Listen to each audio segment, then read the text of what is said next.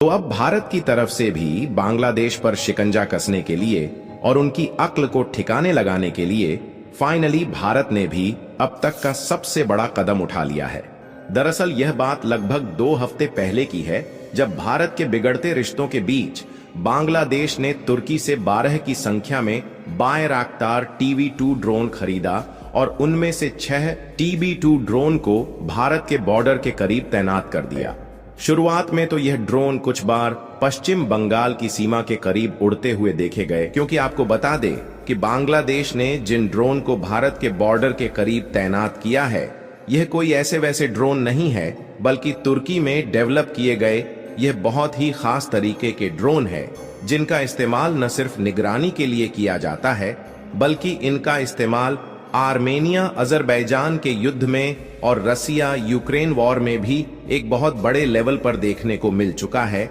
जहां पर इस ड्रोन ने युद्ध के तरीके को ही बदल दिया है और तहलका मचाकर रख दिया था। और कुछ दिन पहले एक बार फिर से बांग्लादेश के यह ड्रोन मेघालय बॉर्डर के करीब उड़ते हुए देखे गए और रिपोर्ट में बताया गया कि बांग्लादेश ने इन ड्रोन को जीरो लाइन के एकदम बगल में डिप्लॉय किया है, जहां केवल 200 मीटर की दूरी पर ही यह ड्रोन तैनात है। और बांग्लादेश में जो तुर्की से ड्रोन मंगाए गए हैं, वह चिकन नेक कॉरिडोर के आसपास ही तैनात किए गए हैं और इधर ही उड़ते देखे गए हैं। इसीलिए भारत के द्वारा इसी चिकन नेक कॉरिडोर के करीब वेस्ट बंगाल और बांग्लादेश के बॉर्डर पर UAV यानी कि अनमैन्ड एरियल व्हीकल, जिसे आमतौर पर मानव रहित हवाई विमान कहा जाता है, उसी के झुंड को तैनात किया गया है।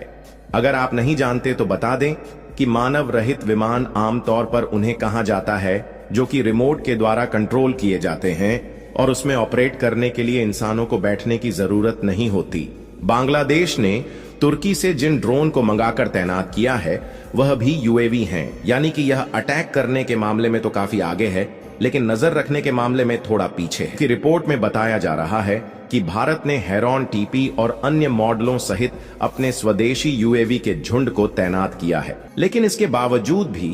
TB2 ड्रोन को हल्के में नहीं लिया जा सकता। इसी तरह और भी नॉलेजेबल वीडियो देखने के लिए चैनल को सब्सक्राइब करके बेल आइकन को ऑल पर जरूर सेलेक्ट करें। जय हिंद, जय भारत।